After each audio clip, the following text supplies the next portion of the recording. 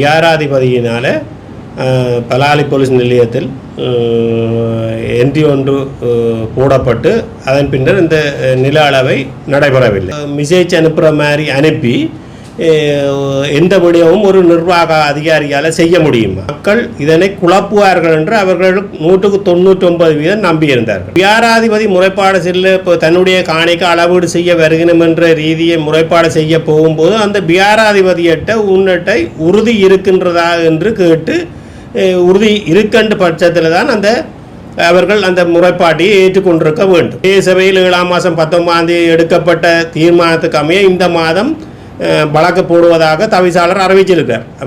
உண்மையாக தவறே தவிசாளராக ஏனென்று கேட்டால் 7ஆம் மாதம் 19ஆம் தேதி எடுக்கப்பட்ட தீர்மானத்துக்கு 8 அல்லது 9ஆம் மாதமே இந்த வழக்கு தாக்கல் செய்யப்பட்டிருக்க வேண்டும். இந்த பிள்ளைக்கு விளையாட்டு சுண்டலிக்கு ஜீவன் போகிற மாதிரி இந்த குழந்தை பிள்ளைகளை தான் அமைச்சராக போட்டு கிடக்கு. அமைச்சருக்கு ஒரு விடயமும் தெரியாமல் செய்திருக்கார். சரி, அமைச்சர் வெளிநாட்டுக்கு போயிருந்தால் ஒரு அடிக்கல் நாட்டை எத்தனை பேர் போறீங்க? இங்கே இருக்கிற மற்ற பவானந்தராஜா எம்பி அவர் தான் பலி வடக்கின்ற அபிவிருத்தி குழு தலைவர். அவர் எங்களுக்கு உரிய ஆக்கணும். நீங்கள் வடிவாக இதில் சொல்ல முடியாத சூழ்நிலை என்றாலும் உண்மையாக இந்த விகாரைன்ற தூவி இருக்கிற இடம் ஒரு வெளிநாட்டுக்காரருக்குரிய இடம் ஆகியால் அந்த இடத்தை காட்டி கொடுத்தத சர்வேந்திர சில்வாவோடு சேர்ந்து இந்த விடயங்களை செய்த எங்கண்டே ஆக்கள்லாம் இன்றும் இருக்கிறாங்க. நீங்கள் 2009ஆம் ஆண்டுக்கு பிறகு நிறைய துரோகிகள் கருணா ஆரம்பத்தில் இருந்தாலும் நிறைய துரோகிகள் இன்று தான் வளர்ந்து கொண்டிருக்கின்றார்கள். ஐக்கிய மக்கள் சக்தி என்றது சைத் பிரேமதாசா தலைவர், நான் உறுப்பினர். நான் இங்கே உங்களுக்கு பதில் தருகின்றேன். ஏகமனதாக தீர்மானம் கொண்டு வந்ததும் சபையில் ஐக்கிய மக்கள் சக்தியை சேர்ந்த நான் தான் கொண்டு வந்திருந்தேன்.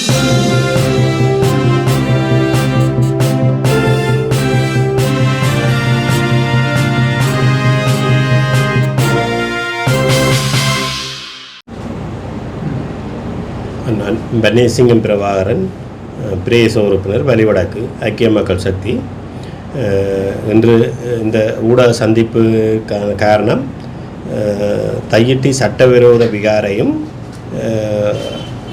தனியார் காணி உரிமையாளர்கள் அரசால் ஏமாற்றப்படும் விடயம் சம்பந்தமாகவும் தான் இந்த ஊடக சந்திப்பு. நீங்கள் நேற்று இந்த காணி அளந்து இந்த மக்களுக்கு அளவீடு செய்து அதன் பின்னர் இந்த மக்களுக்கு காணி வழங்குவதாக ஒரு தகவலின் அடிப்படையில் நேற்று இந்த காணி அளவீட்டுக்கு மக்கள் அங்கு சென்றிருந்தார்கள். ஆனால் அங்கு விகாராதிபதியினால் பலாலி போலீஸ் நிலையத்தில் என்ட்ரி ஒன்று போடப்பட்டு அதன் பின்னர் இந்த நில அளவை நடைபெறவில்லை. நான் ஒரு விடயம் கேட்கின்றேன். என்னென்று கேட்டால் இந்த மாவட்ட செயலாளர் இதற்கான ஒழுங்கை சரியான முறையில் செய்திருக்கிறாரான்ற ஒரு விடயத்துக்கு வர வேணும். ஏனென்று கேட்டால் இது இந்த லவ்வர்ஸ் ஃபோனில் மெசேஜ் அனுப்புகிற மாதிரி அனுப்பி எந்த விடயமும் ஒரு நிர்வாக அதிகாரியால் செய்ய முடியுமா? இந்த மக்களுக்கு உரிய கடிதத்தின் மூலம் அறிவித்து அதன் அடிப்படையில் செய்யாமல் விட்டதிலிருந்தே இவர்கள் ஒரு சூட்சமமான ஒரு விடயத்தை இங்கு கொண்டு வந்திருக்கிறார்கள் என்றதான் உண்மையான விடயம். ஏனென்றால் இந்த காணி அளவீடு செய்ய போகிறோம் என்று சொல்லிக்க இந்த மக்கள் இதனை குழப்புவார்கள் என்று அவர்கள் 199% நம்பியிருந்தார்கள். ஆனால் அதற்கு எதிர்மாறாக மக்கள் இல்லை, காணி அளந்து தங்களுக்கு காணி கிடைக்க பெற்றால் சரி என்றது மக்களின் எண்ணிக்கையும் இந்த காணி விடையை காண்டி போராடிய அரசியல்வாதிகளின் எண்ணிக்கையும் அதை எண்ணமாக அதை இருந்தது. ஆனால் எதிர்மாறாக இருந்தவொன்று விகாராதிபதி பலாலி போலீஸ் நிலையத்தில் சென்று இந்த என்டிஏ போட்டிருந்தார், முறைப்பாட்டை போட்டிருந்தார். ஆனால் நான் ஒரு விடயம் கேட்கின்றேன். போலீஸ் நிலையத்துக்கு சென்று விகாராதிபதி முறைப்பாடு செய்யும்போது அந்த போலீஸாருக்கு சட்டத்திட்டங்கள் தெரியுமா தெரியாதான்று. இப்போ ஒரு உதாரணம் சொல்கிறேன். எப்படி என்று கேட்டால் என்னுடைய மனைவியை காணவில்லை என்று நான் போலீஸ் நிலையத்துக்கு சென்றால் போலீஸார் கேட்பார்கள், பேர் என்ன, அவன் படம் இருக்குன்னு கேட்பார்கள். ஆனால் இந்த விகாராதிபதி முறைப்பாடு செல்ல இப்போ தன்னுடைய காணிக்கு அளவீடு செய்ய வருகிறோம் என்ற ரீதியை முறைப்பாடு செய்ய போகும்போது அந்த விகாராதிபதியிட்ட உன்னட்டை உறுதி இருக்கின்றதா என்று கேட்டு உறுதி இருக்கின்ற பட்சத்தில் தான் அவர்கள் அந்த முறைப்பாட்டை ஏற்றுக்கொண்டிருக்க வேண்டும். ஆனால் அப்படி இல்லாமல் போலீஸார் இது ஒரு இனவாத செயற்பாடு தான். ஏனென்று கேட்டால் நீங்கள் இந்த அதாவது காணி விவகாரங்களுக்கு போலீஸ் நிலையத்தில் தீர்வு செய்ய முடியாது, அதில் அவர்களுக்கு ஒத்துழைப்பு வழங்க முடியாது. 2 பகுதியினர், காணி பிரச்சனைக்குரியவர்கள் 2 பகுதியினரும் காணிக்கு செல்லக்கூடாதுன்றது ஒரு உத்தரவை போட வேண்டுமே ஒழிய ஒருவருக்கு சார்பாக பயணிக்க முடியாது. ஆகையால் இந்த அமைச்சர் சந்திரசேகரம் அவர்கள் இந்த அவசரமாக இந்த காணி அளந்து வரைபடம் எடுத்து தான் கொடுக்கணும். ஆனால் இதுவரை காலமும் 3000 ஏக்கருக்கு மேற்பட்ட காணிகள் விடுவிக்கப்பட்டிருக்கிறது. எந்த காலத்திலும் வரைபடம் எடுத்து காணிகள் விடுவிக்கப்பட்ட சரித்திரமே இல்லை. ஆனால் இந்த முறை தான் இந்த வரைபடம் எடுக்க வேண்டும் என்ற ஒரு நிலைப்பாட்டை கொண்டு வந்து அமைச்சர் சந்திரசேகரம் இந்த ஏற்பாடுகளை செய்து போட்டு, அதாவது கல்யாண வீட்டுக்கு நாளை வச்சு போட்டு மாப்பிள்ளைய காணையிலேன்ற மாதிரி அமைச்சர் சந்திரசேகரம் எங்கே போனவர், அவர் வெளிநாட்டுக்கு போகிறதாக இருந்தால் இன்னொரு டேட்டை வச்சிருக்க வேண்டும். ஆகையால் ஆரம்பத்தில் இருந்தே ஒரு சூழ்ச்சி முறையாகத்தான் இந்த விகார காணி விடயம் என்னென்றால் காலம் தாழ்த்துவதற்கு இந்த மாதம், அதாவது பிரதேச சபையில் 7ஆம் மாதம் 19ஆம் தேதி எடுக்கப்பட்ட தீர்மானத்துக்கு அமைய இந்த மாதம் வழக்கு போடுவதாக தவிசாளர் அறிவிச்சிருக்கார். உண்மையாக தவறே தவிசாளராக ஏனென்று கேட்டால் 7ஆம் மாதம் 19ஆம் தேதி எடுக்கப்பட்ட தீர்மானத்துக்கு 8 அல்லது 9ஆம் மாதமே இந்த வழக்கு தாக்கல் செய்யப்பட்டிருக்க வேண்டும். அவர் ஏன் இதற்கான இந்த வழக்கு போடாமல் தாமதிப்பதன் நோக்கம் என்னவென்று எங்களுக்கு விளங்கவில்லை. பிகாராதிபதியின் பக்கமாக சென்று இந்த பயணத்தை மேற்கொள்கிறாரா என்ற ஒரு அமிச்சம் எனக்கு இருக்கின்றது. அதே நேரத்தில் இந்த வழக்கு போடுவதை தாமதிக்கிறதுக்கா அல்லது இந்த மக்கள் வந்தால் இதை சாட்டிக்கொண்டு இன்னொரு 2 வருஷம் மக்கள் இந்த அளவீட்டை இடைநிறுத்தினால் இன்னொரு பக்கம் 2 வருஷம் கொண்டு செல்லலாம் என்று எண்ணப்பாடாக தெரியவில்லை. மற்றது குழந்தை பிள்ளைக்கு விளையாட்டு சுண்டலிக்கு ஜீவன் போகிற மாதிரி இந்த குழந்தை பிள்ளைகளை தான் அமைச்சராக போட்டுக்கூடாது. அமைச்சருக்கு ஒரு விடயமும் தெரியாமல் செய்திருக்கார். சரி, அமைச்சர் வெளிநாட்டுக்கு போயிருந்தால் ஒரு அடிக்கல் நாட்டை எத்தனை பேர் போறீங்க? இங்கே இருக்கிற மற்ற பவானந்தராஜா எம்பி எங்கே, அவர் தான் பலிவடக்கின்ற அபிவிருத்தி குழு தலைவர், அவர் எங்கே? இவர்கள் எல்லாருமே அங்கே அந்த இடங்களுக்கு சமூகம் அளிக்கவில்லை. ஆகையால் இப்படி பேக்காட்டான விடயத்தை நீங்கள் படம் காட்டி வந்தனீர்கள், படத்தை திருப்பி காட்டி மக்களை ஏமாற்றுகிறீர்கள் என்ற ஒரு விடயத்தை கொண்டு வருகின்றோம். மற்றது மாவட்ட செயலாளருக்கு அங்கே புத்தவியாரைக்குரிய 20 பிறப்பு காணி இருக்குது. அதுக்குள்ள இருந்த 6 பேரை மாவட்ட செயலகம் எழுப்பி வேறு இடத்துல அமர்த்தி புத்தக விகாராதிபதிக்கு காணியை வழங்கிய விடயம் தெரியாது. அவர் அங்கு வந்து இந்த விடயம் சம்பந்தமாக நெறிப்படுத்தி கொண்டிருக்கின்றார். இனிமேலாவது மாவட்ட செயலாளரை கேட்கிறது என்னென்று கேட்டால், நீங்கள் உரிய நடைமுறையின்படி, அதாவது காணி உரிமையாளர்கள் கடிதம் மூலம் அறிவித்தல்களை வழங்கி எல்லோருடன் கதைத்து அதற்கு பிறகான ஒரு நடவடிக்கையை செய்ய வேண்டும். குழந்தை பிள்ளைத்தனமாக அரசாங்கத்துக்கு சார்பாக நடந்தால் நீங்கள் 60 வயதில் பென்ஷன் எடுத்து போட்டு போயிருந்து அதற்கு பிறகு வெளியே செல்லும் போது யாருமே உங்களை கவனிக்க மாட்டார். இது அவருக்கு மட்டுமில்லை, எல்லாருக்கும் உரிய ஒரு விடயம். ஆகையால் அதை நன்கு சிந்தித்து வாழ்கிற இந்த பூமியில் ஒரு கொஞ்ச காலம் அதற்கு ஏற்ற மாதிரி அந்த நடவடிக்கைகளை மேற்கொள்ள வேண்டும். தனித்து விகாரை அமைக்கப்படும் காலப்பகுதியில் வலிவடக்கு பிரதேச சபையின் உள்ளாட்சி உறுப்பினராக தாக்கல் இருந்திருந்தீர்கள். அக்கால பகுதியில் வந்து இந்த விகார கட்டுமானத்துக்கு எதிராக வந்து பிரதேச சபையில் முன்னெடுக்கப்பட்ட நடவடிக்கைகள் என்ன, ஏன் அந்த நடவடிக்கைகளை வந்து உரிய முறையில் எடுத்த தடுக்க முடியாமல் போகணும் கட்டும்போது? இல்லை, இது உண்மையாக இராணுவ கட்டுப்பாட்டுக்குள்ளே தான் இந்த விகார கட்டுமானங்கள் நடைபெற்றது. இந்த இராணுவ கட்டுப்பாட்டுகள் உள்ள ஏரியாவுக்குள்ள எந்த இடத்துலையுமே கட்டுமானத்தை நாங்கள் தடை செய்யவும் முடியாது, அதுக்கு எதிர்ப்பு தெரிவிக்கவும் முடியாது என்பது உங்களுக்கு தெரிந்த ஒரு விடயம். ஆனால் அதே நேரத்தில் விகாரைக்குரிய காணி 20 பிறப்பு காணி இருக்கின்றது எங்களுக்கு நிச்சயமாக தெரியும். விகாரைக்குரிய காணி 20 பிறப்பு இருக்கின்றது தெரியும். ஆகையால் தான் அதற்கு ஒரு எதிர்ப்பலை இருந்தது. ஆனால் அதற்கு பிறகு நீங்கள் கூறிய விடயம் என்னுடைய விடயத்தை சொல்லுகின்றேன். நான் உங்கள்கிட்ட கட்சி 2ஆக பிளவுபட்ட போது நாங்கள் தற்போது சைப்ரமாசோட சென்றபடியினால் இந்த கட்டுமானம் மேலே வந்து இது யாரை தான் கட்டுப்படுதுன்றது தெரிகிற காலத்தில் நான் பிரதேச உறுப்பினராக இல்லை, என்னை ஒழுக்காட்டு நடவடிக்கையின் மூலம் விலகியிருந்தார்கள். அப்படியே இருந்து அதற்கான எதிர்ப்புகளை முந்தியிருந்த பிரதேச உறுப்பினர் சஜீவன் ஊடாக நாங்கள் பயணித்திருந்தோம் என்பதை நீங்கள் ஊடகங்கள் வெளிக்கொண்டுவதால் நாங்கள் செய்யவில்லை என்றதை சொல்லாதீர்கள். நாங்கள் அந்த பயணத்தை மேற்கொண்டிருந்தோம். ஆனால் இது ஒருங்கிணைப்பு குழு கூட்டங்கள் எல்லாம் பலவாறு கதைக்கப்பட்டிருந்தாலும் இராணுவத்தின் கட்டுப்பாட்டுகளில் இருந்து இது இராணுவத்தோடு சேர்ந்து எங்கண்டே ஆக்களும் தான் எங்களுக்கு உரிய ஆக்களும் நீங்கள் வடிவாக இதில் சொல்ல முடியாத சூழ்நிலை என்றாலும் எங்கண்டே ஆக்களும் சேராமல் இந்த காணிக்குள்ள அந்த கட்டுமானம் கட்டுப்படையில் ஏனென்று கேட்டால் உண்மையாக இந்த விகாரைன்ற தூபி இருக்கிற இடம் ஒரு வெளிநாட்டுக்காரருக்குரிய இடம் ஆகியால் அந்த இடத்தை காட்டி கொடுத்தத ஒன்று இந்த அதாவது மக்களின் உறுதி ஒன்று சோலை வரிக்காக பிரதேச சபைக்கு வரும். இரண்டாவது நிலவுடையை காண்டி பிரதேச செயலகத்துக்கு போகும்.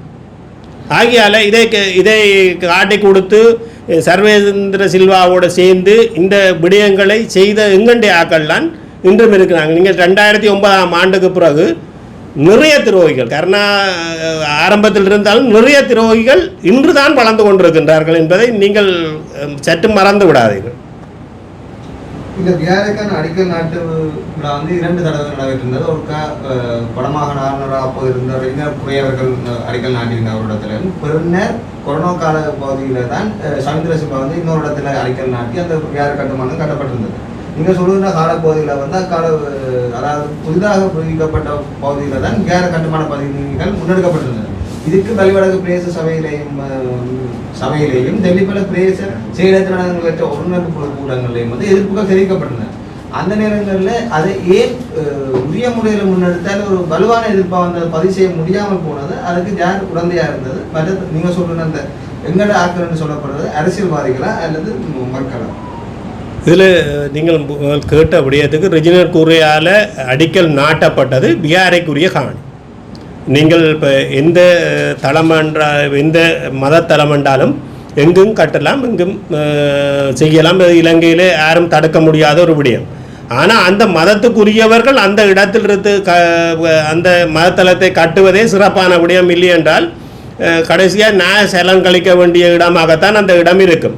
ஆகையால் அது அந்த இடத்துல ஏற்கனவே இருந்த ஒரு மதத்தலம் மண்டபம்னால அந்த 20 பேர் ரெஜினர் கூறிய அவர்கள் இருந்த இடத்துல அடிக்கல் நாட்டப்பட்டது. ஆனால் சர்வேந்திர சில்வா அடிக்கல் நாட்டியக்கில் இது மக்களுக்கு வெளியில் பிரபலியமாக தெரியாது என்பது உண்மையான விடயமாக மக்களுக்கு தெரியாது.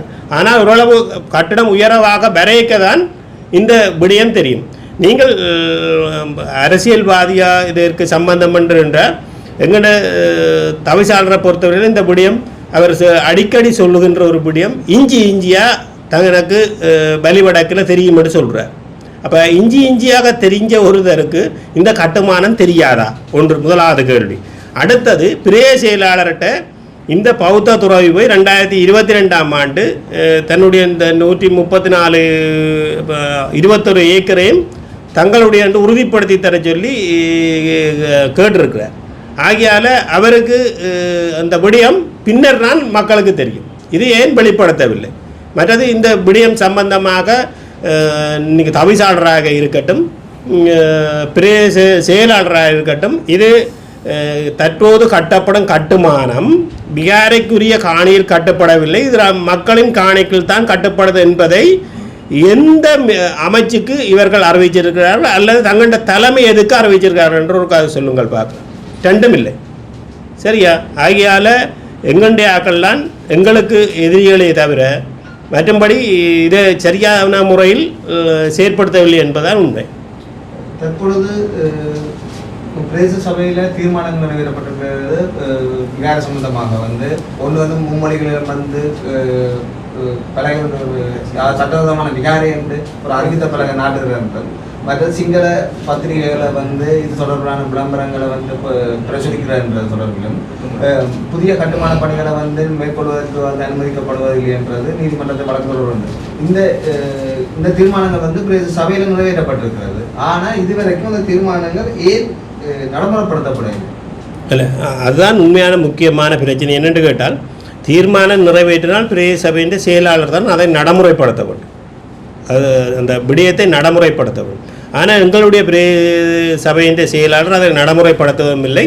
இதே நேரம் உள்ளூராட்சி உதவி ஆணையாளர், உள்ளூராட்சி ஆணையாளருக்கு இந்த எங்களுடைய அறிக்கை கோப்பிகள் செல்லுகின்றன. அவர்கள் பார்த்து ஏன் இதை செய்யவில்லை என்று 9 மாதம் வரையும் ஏன் கேட்கவில்லை. எங்கண்ட வேலைகள் எங்கண்ட அரச உத்தியோகத்தர்கள் தங்களுக்கு உரிய வேலைகள் சரியாக செய்யவில்லை என்பதுதான் உண்மையான விடயம். அதை இப்போ கேட்டிருந்தாலே விளங்கி இருக்கு. நாங்களும் பல சபைகளில் கேட்டால் ஒவ்வொரு முறை ஒவ்வொரு காரணத்தை தவிசாளராக சொல்லப்பட்டு கொண்டிருக்கும். இந்த பௌத்த சாசன அமைச்சால வழக்கு போடுறதுண்டா இந்த 60 நாள் உண்டு. இன்றைக்கு எத்தனை 60 நாள் வழக்கையும் போடப்படாமல் இருக்குது. இதில் இருந்தே உங்களுக்கு புரிந்திருக்க வேண்டும். நாங்கள் ஐக்கிய மக்கள் சக்தியை பொறுத்தவரை 2 உறுப்பினர்கள். கடந்த காலத்தில் சைத் பிரேமதாசா இந்த பிரதமர் பதவி ஏற்காத காரணம் அதுதான். பெரும்பான்மை இல்லாத இடத்தில் போனால் நாங்கள் அந்த இடத்தில் எந்த வேலையும் செய்து கொள்ள முடியாது. அதை மாதிரி தான் இந்த சபையில் இந்த தீர்மானம் நீங்கள் சொல்கிறது சிங்கள மொழியில் போடுறபடியும் மற்றது அந்த மும்மொழியிலும் சட்டவிரோதமான விகார இதுகள் எல்லாமே தீர்மானம் ஒவ்வொரு முறையும் நாங்கள் கேட்குறோம். உங்களுடைய ஊடகவியலாளரும் அங்கே வருகின்றவர், அவரை கேட்டாலே தெரியும். நாங்களும் ஒவ்வொரு முறையும் கேட்கின்றோம். ஆனால் அங்கே அந்த விடயம் ஏதோ ஒரு சலாப்பெல்லாம் நடக்குது. அப்போ யார் அங்கே இதற்கான செயற்பாடுகள் என்று நீங்களே சொல்கிறீங்களா? உங்கள் கேள்வியில் இருந்தே இது உங்களுக்கு விடை. இதில் யார் இதனை இந்த சட்டவிரோத விகாரைக்கு உடந்தையாக இருக்கிறார் என்பது இதிலிருந்தே புரியுதுதானே. ஆகையால் இந்த முறை 30ஆம் தேதி வழக்கு தாக்கல் செய்யாவிட்டால் சபையில் நாங்கள் வெளியில் நிச்சயமாக தொடர்ச்சியாக இருக்கிறது என்று முடிவெடுத்திருக்கிறோம்.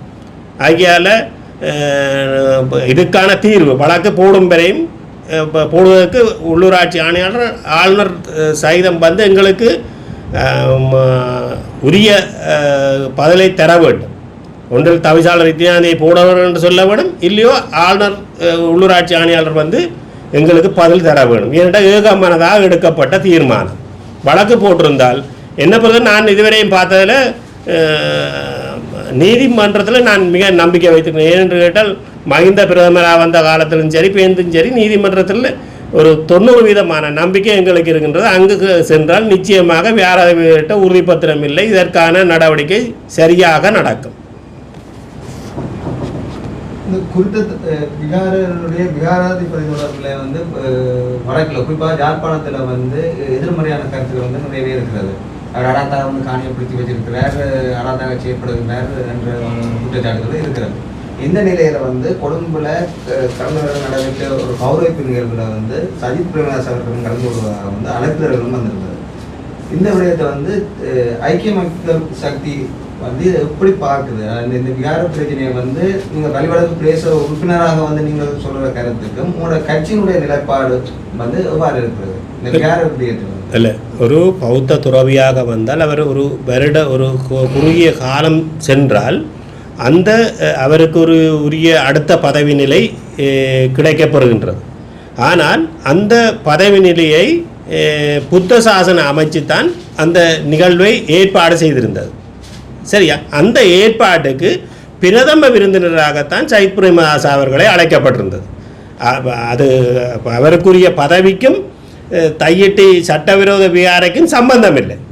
அவருக்குரிய பதவிக்கும் சட்டவிரோத விகாரைக்கும் சம்பந்தம் இல்லை. ஆகையால் ஒரு பிரதம விருந்தினராக ஒருத்தரை அழைக்கப்பட்டால் அவர் பௌத்த மதத்தை சேர்ந்தவர், அவர் அங்கு செல்ல வேண்டிய கடப்பாடு இருக்கா இல்லையா? அதுதான் உண்மையான விடயம். இதுக்கும் அதற்கும் எந்தவித சம்பந்தமும் இல்லை. கொழும்புல வந்து பேசக்கூடிய கட்சியாக ஐக்கிய மக்கள் சக்தி இருக்குது. என்ன பிரச்சனை என்றாலும் உறவுகளும் ஊடகங்கள்லாம் முன்னிலைப்படுத்துகிற ஒரு செய்தியாக ஐக்கிய மக்கள் சக்தி இந்த நிலையில் இந்த ஒரு விகார சம்பந்தமாக அந்த ஒரு அவற்றை பலத்தை வச்சு இந்த பிரச்சனையை தீர்க்க முடியாததற்கு என்ன காரணம்? இல்லை, நீங்கள் எதிர்கட்சி அரசாங்கம் என்ற ரீதியில் அரசாங்கம் தான் இந்த விடயத்தை தீர்வு கொண்டு வேண்டும். எதிர்கட்சி என்று சொன்னால் இப்போ ஐக்கிய மக்கள் சக்தியில் ஐக்கிய மக்கள் சக்தி என்றது சஜித் பிரேமதாசா தலைவர், நான் உறுப்பினர். நான் இங்கே உங்களுக்கு பதில் தருகின்றேன் தானே. ஏகமனதாக தீர்மானம் கொண்டு வந்ததும் சபையில் ஐக்கிய மக்கள் சக்தியை சேர்ந்த நான் தான் கொண்டு வந்திருந்தேன். அதே நேரத்தில் விகார போராட்டத்தில் கைது செய்யப்பட்ட 5 பேரில் 2 பேர் ஐக்கிய மக்கள் சக்தியை சேர்ந்தவர்கள். ஆகையால் நீங்கள் சஜித் பிரேமதாசார் இதற்கான செயற்பாட்டை செய்ய வேண்டும், அல்லது வேறு பிரச்சனைக்கு பிரவாரம் தான் செய்ய வேண்டும் என்ற கருத்தல்ல. நாங்கள் எங்களுடைய கட்சி எங்களை கைது செய்த போது இந்த விடயங்கள் தெரியும் தானே. எங்கள் கட்சி இதுவரையும் எதுவித கேள்வியுமே எங்களை கேட்கவில்லை. எங்கள்கிட்ட மற்ற கட்சிக்காரர்கள் எங்களை கேட்குற கேள்வி கட்சி உங்களை ஏதாவது கேட்டதா, நீக்கி போட்டுதா, இதுதான் கேள்வி. ஆனால் உரிய விடயத்தை நாங்கள் சரியாக செய்துருக்கிறோம். இதில் ஐக்கிய மக்கள் சக்தி என்று தான் சொல்லி இந்த விகார பிரச்சனையை கதைச்சு கொண்டிருக்கிறோம். ஆகையால் இதற்கும் அதற்கும் சம்பந்தமில்லை. ஆளும் தரப்புத்தான் அதை இந்த விடயத்தை செய்ய வேண்டும். ஆளுந்தரப்பாக நாங்கள் வரும்போது இதற்கு நியாயமான தீர்வை நிச்சயமாக பெற்று ஆளுந்தரப்பாக வருவோம். நிச்சயமாக வரும்போது பெற்றுக் கொடுப்போம். இல்லை, மக்களின் காணி மக்களுக்கே வழங்கப்பட வேண்டும். அது அந்த இடத்துல உரிய விடயம் என்று மக்கள் என்ன கோரியிருக்கிறார்கள். மக்கள் முதல் விகாரை கட்டின இடத்தை தவிர்ந்த மிகுதி இடத்தை விடுங்கள், விகாரைக்குரிய காணியை அந்த மக்களுக்கு வழங்கலாம். இதுதான் தீர்வு. உடைக்க சொல்லி மக்கள் சொல்லவில்லை, யாரும் சொல்லவில்லை. ஆனால் விகாரைக்குரிய காணி இருக்கின்ற 20 ரூபாயும் அதே காணிக்காரருக்கு வழங்குவார். இது ஒற்றுமையாக பேசி தீர்க்கக்கூடிய ஒரு விஷயம். ஒரே மேசையில் இருந்து மக்களையும் கூப்பிட்டு இருந்து கதைக்க வேண்டிய முடியும்.